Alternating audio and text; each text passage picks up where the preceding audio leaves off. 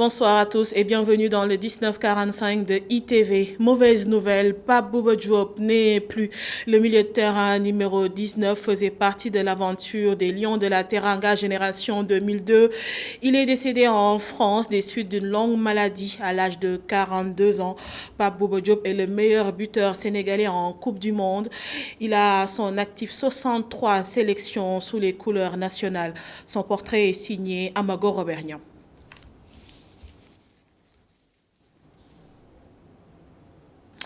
Nous reviendrons sur cet élément avant la fin de ce bulletin. Et puis, le ministre des Sports a réagi à cette mauvaise nouvelle, le décès de Pape Bouba Diop. Nous allons écouter les condoléances et les témoignages du ministre des Sports, Mactar Bah, au micro de Cheikh Diop.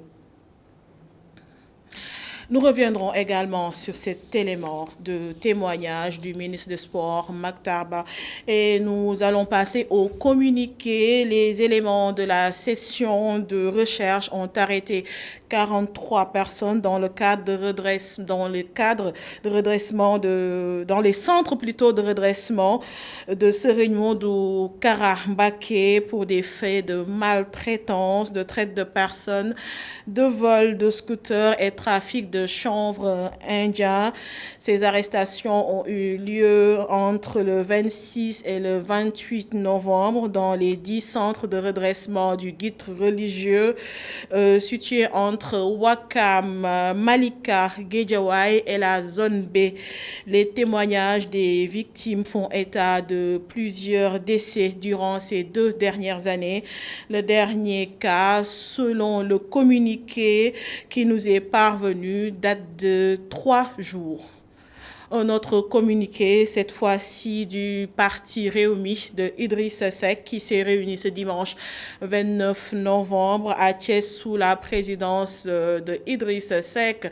Ce dernier abordant le volet de la rencontre, le président Idrissa Seck a décidé de restructurer le parti avec la mise en place d'un comité de réforme.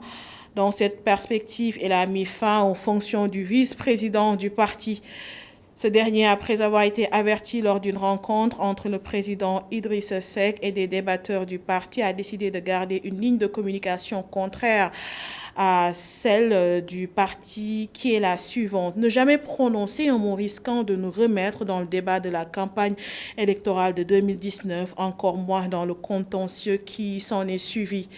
Ils sont tous éteints par le dialogue national et le contexte lié à la COVID-19 qui exige de toutes les femmes et de tous les hommes le devoir et des patriotes de répondre à l'appel du président de la République et des Sénégalais. C'est le communiqué du parti Réumi de Idrissa Seck.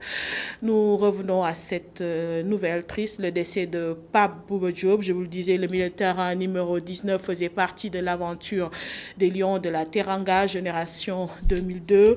Il est décédé en France des suites d'une longue maladie à l'âge de 42 ans. Pape Bouba Diop est le meilleur buteur sénégalais en Coupe du Monde. Il a à son actif 63 sélections. Son portrait est signé Amago Robernian. Il est le premier buteur sénégalais en Coupe du Monde le 31 mai 2002 dans la poule A contre la France, alors champion du monde en titre. L'ancien joueur de Lens, de Fulham ou encore de Birmingham, Pape Bouba Diop, a été l'un des héros de la Coupe du Monde 2002.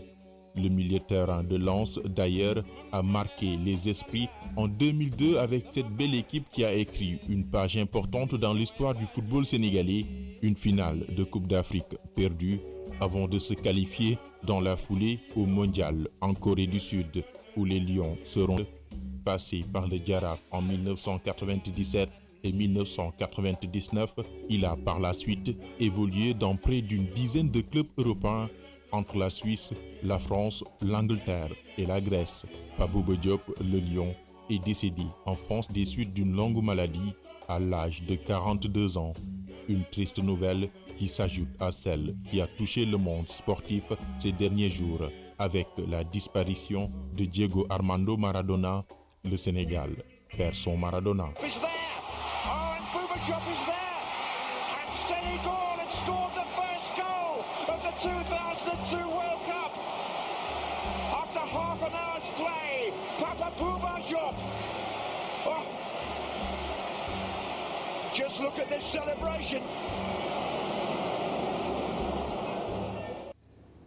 Nous avons perdu un vaillant lion qui s'est toujours battu pour l'image de son pays. Témoignage du ministre de Sport. Maktar Bah présente ses condoléances et celles du président de la République au monde sportif. Nous l'écoutons au micro de Cheikh Diop. Je voudrais présenter les condoléances du président de la République, le président Macky Sall, au monde sportif et à l'ensemble du peuple sénégalais. Nous avons perdu un vaillant lion qui s'est toujours battu pour l'image de son pays et je pense que la consécration ou bien le fait le plus marquant, c'est son but contre la France. Et quand on a eu la nouvelle, ça a été comme un tremblement de terre. Tous les sportifs qui l'ont connu presque sont aujourd'hui à Thiès. Et nous avons démarré par une minute de silence. Cela montre tout simplement que c'est un Sénégalais qui a forcé le respect à tout le monde. Et nous prions pour que Dieu l'accueille dans son paradis. La région de Ziguinchor a abrité le démarrage des CRD destinés à la campagne nationale de vulgarisation du plan national d'aménagement et de développement territorial. Le PANAT Horizon 2035 est piloté par l'Agence nationale de l'aménagement du territoire ANAD, une initiative saluée par les élus de la région. Compte rendu Adama Sarr et Cheikh Ougaï.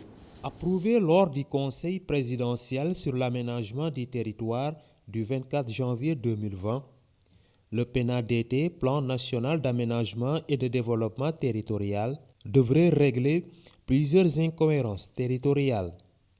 Au niveau de la région de Ziguinchor, ce plan aura un rôle important à jouer. Ce plan a été très bien partagé au niveau de la région de Ziguinchor et au niveau des autorités administratives, toutes les dispositions seront prises pour que rien ne puisse se faire au niveau de la région sans que ça soit conforme à ce plan-là. Ce plan-là est un outil important pour corriger ces incohérences territoriales. La région de Ziguinchor dispose d'énormes potentialités. L'exécution de ce plan va booster son développement. Ce plan est venu pour booster le développement territorial de notre région. Le domaine touristique n'a pas été laissé en rade.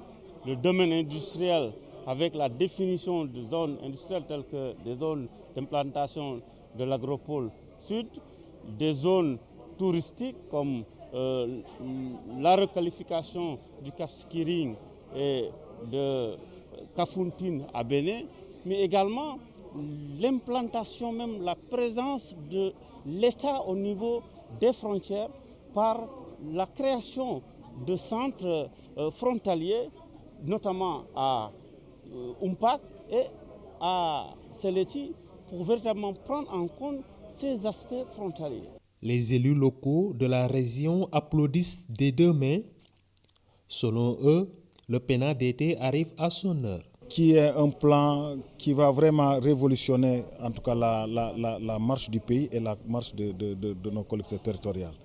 Donc c'est une présentation qui va nous permettre de booster notre développement et de juguler beaucoup d'incompréhension entre les collectivités territoriales et les populations. Vraiment, c'est un outil qui est là et qui va aujourd'hui résoudre des problèmes. Et vous savez, en Casamance, souvent des problèmes de limitation des frontières, avec ces problèmes entre communes, ces problèmes entre villages. Je crois que c'est un outil qui va permettre, qui va rendre plus visible, qui va aller jusqu'à une matérialisation. La région de Ziguinchor accueille le démarrage de la campagne nationale de vulgarisation du plan national d'aménagement et de développement territorial, une campagne qui va faire le tour des 14 régions du Sénégal. 35 jeunes volontaires de la Croix-Rouge ont été formés sur la gestion de la pandémie de Covid-19. Ces volontaires auront comme rôle de sensibiliser les populations sur les mesures barrières pour lutter contre une éventuelle seconde vague de cette pandémie. Un compte rendu de Mamadou Lamine Fati. Les volontaires de la Croix-Rouge se mobilisent contre une éventuelle vague de pandémie de Covid-19.